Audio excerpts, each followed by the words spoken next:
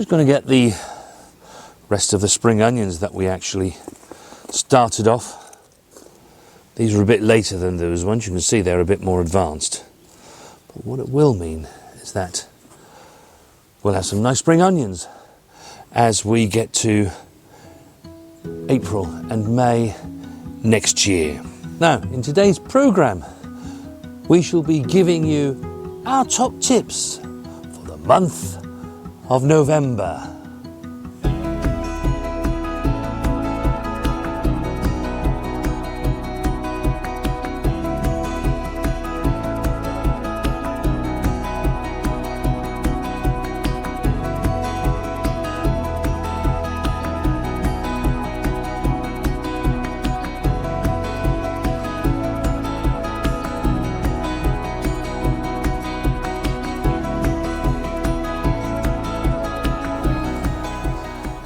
Hello, and welcome back to the No Dig Norfolk Gardener and our top tips for the month of November. We begin with the wormery. Remember this? We did this earlier this year. We meant to bring you more videos about this, but time just got away, events took over, so we never actually got round to that. We actually did get some lovely compost, and we hope to feature this more next year so that you can see more about it. But with it being November, the nights are getting cooler. Indeed, the days are getting cooler. So it's time to move this undercover. I'm actually going to take this up to our polytunnel and just leave it in there where it won't frost. The worms can still enjoy their food. We've enjoyed these sunflowers all through the year. They've been amazing, haven't they? They really have. I'm so pleased that we grew them, and it was your choice to grow them. They've been fantastic, and even now they're still giving, aren't they? They are, because not only have we actually enjoyed the flowers, but one of Mrs. W's top tips was to actually put the spent flowers in and around trees or shrubs where the birds can actually get to them. They'll still have one more use because we will ultimately compost these, but the birds can enjoy all of these seeds. There have been quite a few little goldfinch on here. They've been lovely to watch, they have. That it has. Yeah. That it has. We sometimes are standing there having our breakfast in the morning and we can see all the birds just after those seeds. Yeah. And while we're on about the birds, my next top tip is, it is November, and certainly here for us, it will soon be November the 5th, Guy Fawkes night. But it doesn't just apply to November the 5th. At this time of the year, a lot of us do have fires. But whenever you want to light a fire, do check first that there are no hedgehogs or other wildlife that are actually decided to hibernate in there. We want to keep our little spiky friends alive, not barbecued. Sure, Mrs. W is capturing down here just how much stuff is actually in this gutter. And of course at this time of the year that's what tends to happen, and things get blocked up. See, there's plenty of water in here, being wasted because it's not in my butt. So, sort of between now and actually the rest of this year and into the new year, as the trees drop their leaves. Of which we do have quite a few trees behind us. You'd be amazed what gets in there, even if you don't have woodland behind you. Yes. Keep the gutters running clear, because what we do want is lots of water to fill our water butts up. For now, here in November, we have no idea what next year's weather will be like. Could be a drought. The sun could shine all year, and that water will be extremely precious to us. So keep the gutters flowing. The month of November, a lot of the jobs that we do are preparing things for the following season. It's a time of renewal. It's also a time of brutalism, because we're going to take things away that we can see here at this moment in time. Now, we pruned the summer fruiting raspberries beginning of September, sometime like that, and they're all tied in and they're ready to go for next year. And there's been many of you that have watched our video how to prune summer fruiting raspberries. The reason we haven't really made a dedicated video to the autumn fruiting raspberries is that they're just so very easy. All you need to do to these is to cut them right down to the base. You don't have to worry about leaving the new canes that grew this year that will give you the fruit for next year. So if you've ever wanted to grow raspberries and you're going to try and grow them for the first time, and you're a bit concerned about what you might need to do with the summer ones, start with autumn. And actually, although they're called autumn fruiting raspberries, they actually begin fruiting August time, don't they? Yeah, July, August is when Not long after they've finished. These start, don't they? And you can see they're finally finished. It's November, I would expect that. In fact, there are still some down there that are a bit red, but they have gone over. You wouldn't want to eat those now, but November is their time. And we've had amazing harvests of those. I can see through the raspberries now. They've all gone.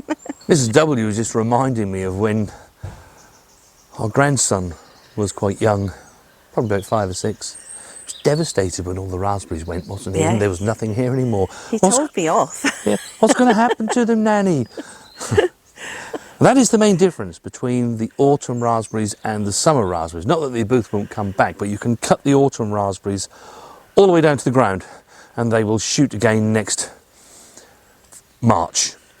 But with the summer ones, you have to take the canes out that fruited this year, leaving the new canes in, and they will carry the fruit for the following season.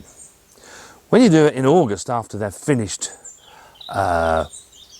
producing their fruit, it's quite easy to see because the wood of this year's fruiting will be brown and the new wood will be green.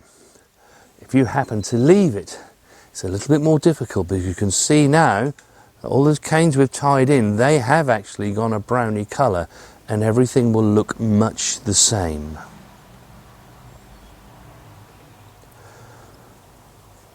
And then there's the blackberry. The triffid. Which looks an absolute brute at the moment, but actually it's quite easy to tame. We're glad of the growth, and through the year you can see the new canes that have come up, we've cut back already. Otherwise they'll be the other side of our next door neighbour's woodland. They do like to keep going. By now, of course, these blackberries are actually not very good. We don't pick them after the end of October. And you can see at the back there where we've tied the canes in that actually fruited this year. And actually that's exactly what we need to do now. We need to release those, cut them down right down to the base, and then select the best canes from these that you can see that have grown this year and get them tied into place. And then we'll be good to go for next season. So now that we have the 6 canes that we've selected for this season, and we've pruned away all of the canes that gave us fruit this season, you can see that there are many more canes that it actually throws up. We don't need them. If you had a bigger growing frame and space, you might have a bigger space than we've got, then you could let all of these go on to give you even more fruit. But myself and Mrs. W have more than enough blackberries in that freezer down there in our kitchen. So we'll just prune these away. They're no longer needed. So that's you.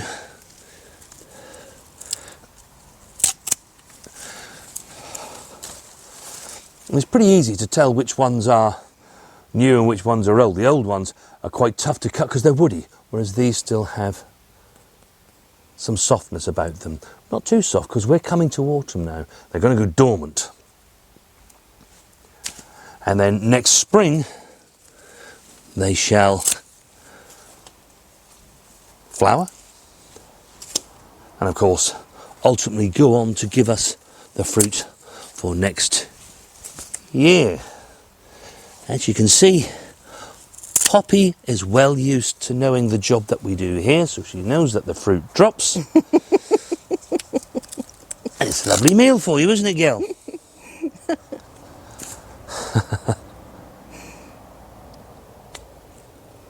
Now, the next job that we have to do, we just loosely tied these in so that we knew which ones we were going to keep and not cut the wrong ones. But the next job for myself and Mrs. W is to get these actually fanned out and tied into the supports. So this is what you're aiming for. I didn't do too bad a job to these, Mrs. W. Look, these are about the right height. So when I cut them back, that was good judgment. Yeah. But, well, they are a bit taller than that. You do just want to take the tops out. And the main reason for that is that, you know, it will get pretty windy at some point.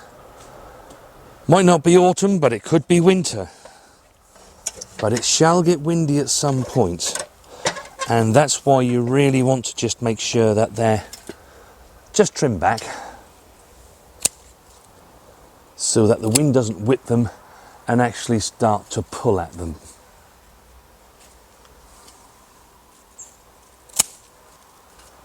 Brilliant. And they actually won't stop growing there. They'll send out their shoots, and that's why we get so many blackberries on this. The biggest reason I like this is that it's thornless. Yeah, we deliberately chose that variety, didn't we? Oh yes. And you can see that we did the same with the summer fruiting raspberries. They've been cut down to a size where, because they are much taller than that, and we don't want the wind to catch those either. So now there's plenty of light, we know they're safe, and we can look forward to an abundance of fruit in 2025. This is our red currant bush, and it's coming ready where we'll be able to give it its annual prune. It's not quite ready yet, the leaves are still there, but once the leaves have all gone, it will go dormant, and then you'll be able to cut those back, and then any branches that are actually crossing or rubbing against each other, take those out too. You're aiming for a goblet shape. You actually want light and air to be able to pass through it. It's the same with the black currants, it's the same with the gooseberries. But they are still in leaf at the moment, so we'll just leave them. We want them to go completely dormant. That will happen sometime in November. And you'll be able to get out there to do that. It's quite a long window. You'll be able to do these jobs any time in November, all the way through to the end of February. You might see over there that where our gooseberry bushes are and the black currants. That's, to me, a shining example of why you would want to be no dig. That bed is not no dig. I aim to change that early next year or over this autumn and winter period. And if you don't yet know how you can make your garden no dig, then do look out for that video. Make sure you subscribe so that you'll know when that comes out. Because when you look at the rest of our plots, you can see just how little weed grows. Yes, we do. So no dig won't mean you won't get weeds. We still have to pull weeds, but not to that extent. That's a job on our list for winter, Mrs. Oh W. yes, I know. Now, if you're a regular follower of our channel, you'll know that for September's top tips, we said to you, thin your strawberries out, get rid of all the runners, and you can see is exactly what we've done here. Or, more correctly, that's what Mrs. W has done here. She did that back in September.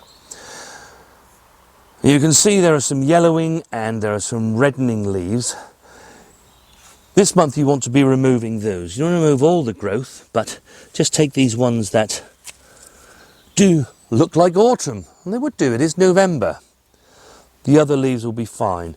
They'll have another tidy up as we approach spring next year, because there will be more leaves that have died. But also, if any of you are like us and have some chickens, a really good idea at this time of the year is to let those out, and they will come out and they will find all of the maggots, the bugs, anything that's in your plots. It won't be long, I tell you, before they're over here in the strawberry bed. They want to get to it during the summer months, don't they? They do, yeah. But there's still lots and lots of lovely things that they will find in here.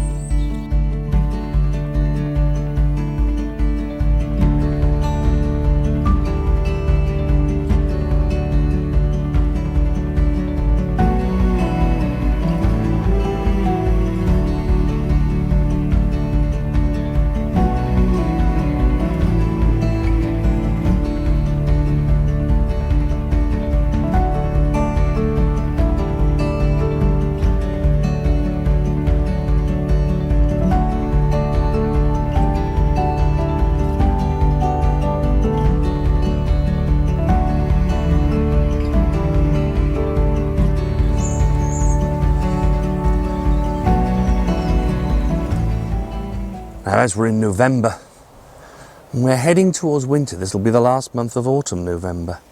It is time that Mrs. W's tender plants needs to come in. It means the patio will look quite bare for a while, because they won't have all these lovely flowers that we have down there on them.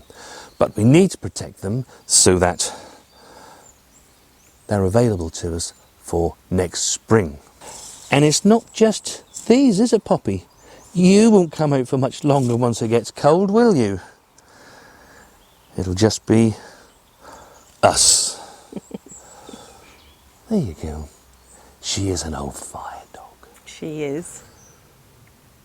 These leaves behind us will shortly be falling to the ground. The trees that we have out to the front of the garden, they're already dropping their leaves, aren't they, Mrs. W? Yes, maples, aren't they? Yeah, and they're those amazing autumn yellow and red colours that you get. But don't waste those. Collect those up as we go through the rest of autumn and winter. Get them into a polythene sack, or we tend to put as an old builder's sack, punch some holes in it, leave them there for the next 12 months, and they'll make some amazing leaf mould. Here is last year's. Look at that. Now, it doesn't have much in the way of nutrients, but it will add much needed humus to your soil. And one of the things that it is really good for, you remember at the beginning of our video I took the wormery and placed it in the polytunnel, and we've been collecting that lovely compost that they've been making.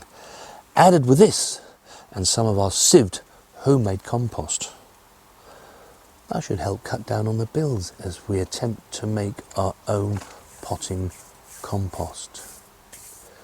So if you think that those leaves that you just saw are not worth anything, for starters, you want to get them off, out of your gutters, off the grass, off anywhere, because it's not good.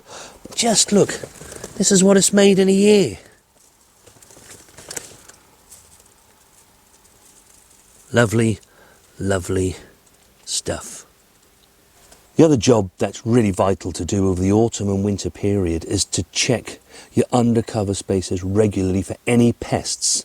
They can be there without you knowing.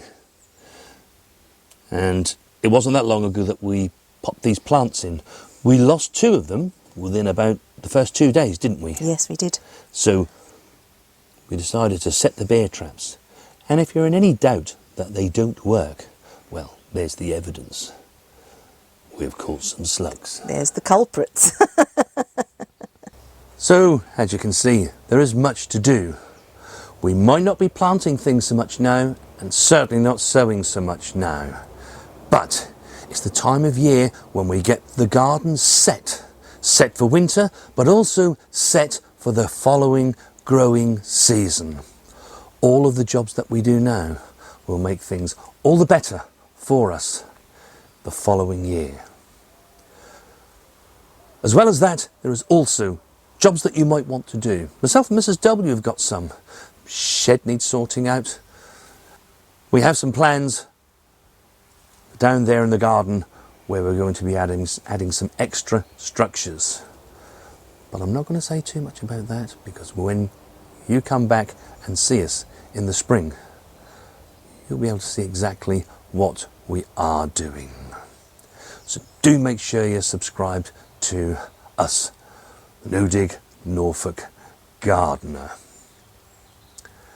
Have a great gardening week. We shall see you very, very soon.